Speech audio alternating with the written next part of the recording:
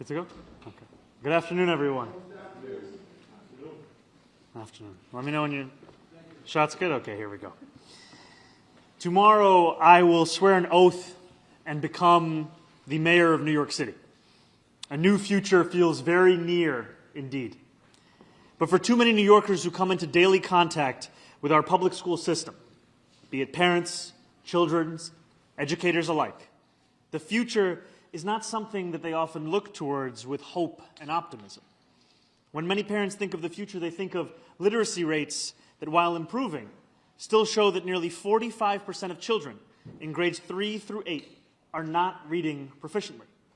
They think, too, of a public school system that ranks among the most segregated in our nation, where children from different backgrounds do not learn alongside one another, and too many children don't receive the same opportunities.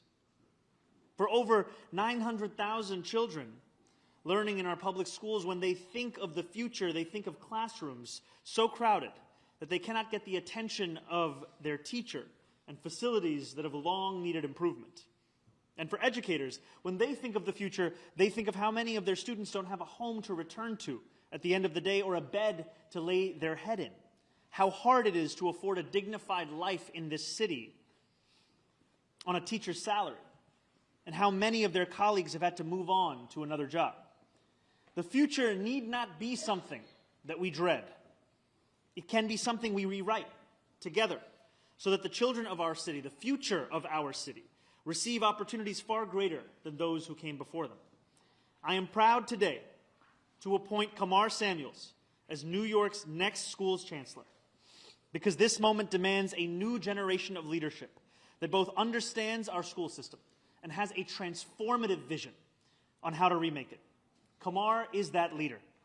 He has deep experience serving at every level of our public school system across our city. He began as a teacher in the classroom in the Bronx before becoming a principal, and has since served as a deputy superintendent of School District 23 in Brooklyn and superintendent of both District 3 in Manhattan and District 13 in Brooklyn. More impressive, however, than his resume are the results he has achieved in these roles, delivering millions of dollars to integrate city schools and transitioning to new curricula that increased literacy rates by 5% in a single year.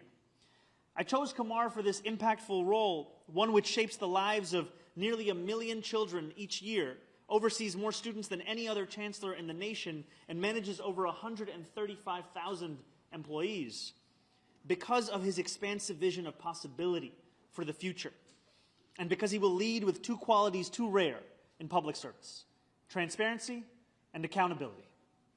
They are the same qualities I seek to lead with from City Hall. With the appointment of Kamar, I want to acknowledge I have been skeptical of mayoral control in the past, even at times going as far as wanting to end the system entirely. This came from a deep frustration with the outcomes we see, and a firm belief that our parents, our teachers, and most of all, our students deserve better, that excellence in government means an excellent public school system. As with every policy position I take, my focus is on outcomes. So though I have held concerns about mayoral control, I also acknowledge that New Yorkers need to know where the buck stops, with me. They need to know to whom they should address their concerns and their fears. They need to have a firm voice in City Hall that they can count on to not only listen, but to also act accordingly. My approach to mayoral control will ensure that community involvement is not ceremonial or procedural, but tangible and actionable. I will work alongside Kamar to engage parents, teachers, and students in decision-making. We will pursue an aggressive democratization agenda to make sure the entire system has a voice. For one, our administration will improve the parent coordinator role to be a meaningful organizer of parents, rather than an administrative coordinator reporting to a principal. We want to restructure how meetings are run so that working parents can actually attend them. We cannot expect parents working 40, 50, 60, 70-hour weeks to then attend CEC meetings in person or even be plugged into when they are actually happening. We need to improve the awareness, the accessibility, and the scale of responsibility of SLT and CEC meetings. These are plans Kamar and I have spoken about, and we are very excited about what an improved approach to mayoral control can deliver for our public schools. The goal here remains the same. It remains improving teacher recruitment and retention, expanding support for students with special needs, improving literacy rates, and delivering the best public education we can in the wealthiest city, in the wealthiest country, in the history of the world. We hold these ambitious goals together to provide more resources and services to the more than 154,000 homeless students in our city, to hire thousands more teachers, and to make our school system as great as the children it is fortunate to educate. I am also proud today to make several other high-ranking personnel announcements. Julia Kersonen will serve as City Hall's Deputy Mayor for Operations, an office, we can also, yeah, an office where she has served before, overseeing many of the systems that New Yorkers rely on each day. Julia joins the administration from Governor Hochul's team, where she currently holds the role of Deputy Director of Operations for Infrastructure. Her work has been felt across our state and throughout our city in ways big and small, including the Kips Bay Science Park and Research Center, which will generate an incredible $25 billion and 15,000 jobs and economic impact for New Yorkers. She also has managed the delivery of the largest infrastructure project in the country, the Hudson Tunnel Project, which is creating 95,000 jobs and generating close to $20 billion in economic activity. Her purview will be vast, from our parks to our sanitation infrastructure to ensuring that phones are silenced, to our environmental protection efforts, to emergency management and the fire department. Julia will lead a complex network of city services attended to by hundreds of thousands of the most capable people in city government. As part of her role, she will oversee the Mayor's Office of Climate and Environmental Justice, where she will work alongside both myself and incoming Chief Climate Officer Louise Young to tackle the climate crisis. Louise has served in that same role for Controller Brad Lander, as Director of Resiliency for the Department of Transportation, and as the Policy Director during my general election campaign. Her dedication can be seen in her thoroughness. I am also honored to announce Ahmed Tigani as the Commissioner of the Department of Buildings, where he will protect New Yorkers who work, live, and congregate across our city. He has extensive experience in the DOB, including a past role as Chief of Staff, and currently serves as Acting Commissioner of the Department of Housing, Prevention, and Development. Preservation and Development. Okay, we have made 4 announcements, but what is one more? Last but most certainly not least, I am delighted to share that Emmy Liss will be joining our administration as Executive Director for the Office of Child Care, where she will lead our efforts to build the high-quality early childhood education system that New Yorkers deserve. Her expertise in this field is indisputable, and her past work as COO for New York City's early childhood education program makes her the ideal candidate as we make our city one that every family can afford. There are 5 New Yorkers standing alongside me with very different responsibilities and unique portfolios, but they share 2 things in common: a commitment to delivering a better future for those who call the city home, and to leading from City Hall with an unwavering commitment to excellence. I am grateful to them for serving this city that they each love so deeply, and I am eager for New Yorkers to experience the positive impact of their remarkable leadership. Thank you. It is now my sincere privilege to introduce your next school's Chancellor, Kamar Samuels.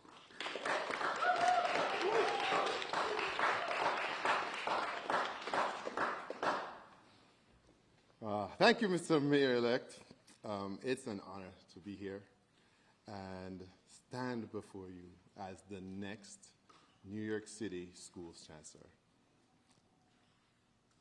The most critical decision in a classroom is not simply the curriculum the teacher sets, but when an adult decides a child is worth fighting for.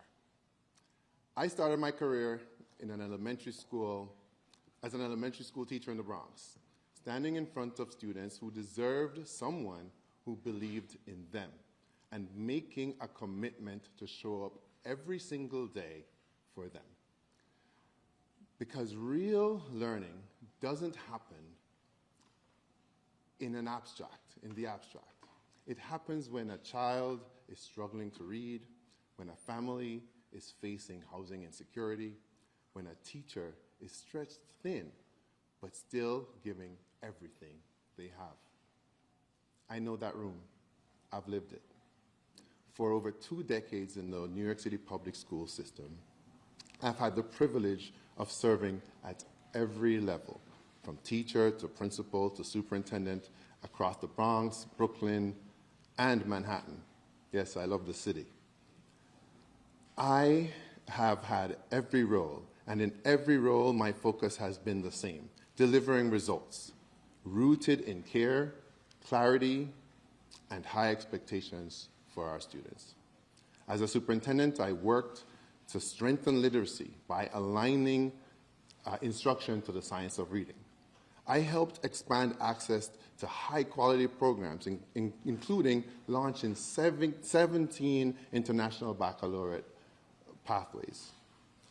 And I worked with communities to secure more than $10 million to advance school integration, because equity is not an abstract idea, it's a set of choices we make together in policy and practice. But what matters is not just what we do, it's how we do it. By listening to educators, by respecting families, by seeing students not just as data points, but as whole people with enormous potential.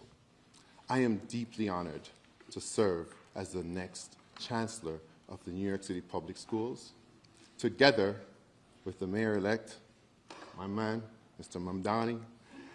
We will fully fund public schools. We will invest in recruiting and retaining educators, especially in special education, bilingual education, math, and science. So every child has a teacher qualified and supported. And we will confront one of the deepest crises facing our students, homelessness. With more than 150,000 students experiencing homelessness, we will expand Every Child and Every Family is Known, because children cannot focus on learning if their basic needs aren't being met. A great city is measured not by how well it takes care of its children. And a great school system starts with leadership that knows the work from inside out. As a parent of 2 public school children myself, I believe deeply in what our kids can achieve. And together, we will make sure that every classroom in New York City is a place where learning is happening and is joyful, and teachers are supported, and students can imagine a future that is as big as this city itself. Together, we will write the next chapter of the New York City public school education, and one where our children receive every ounce of attention that they deserve. Thank you. Thank you very much.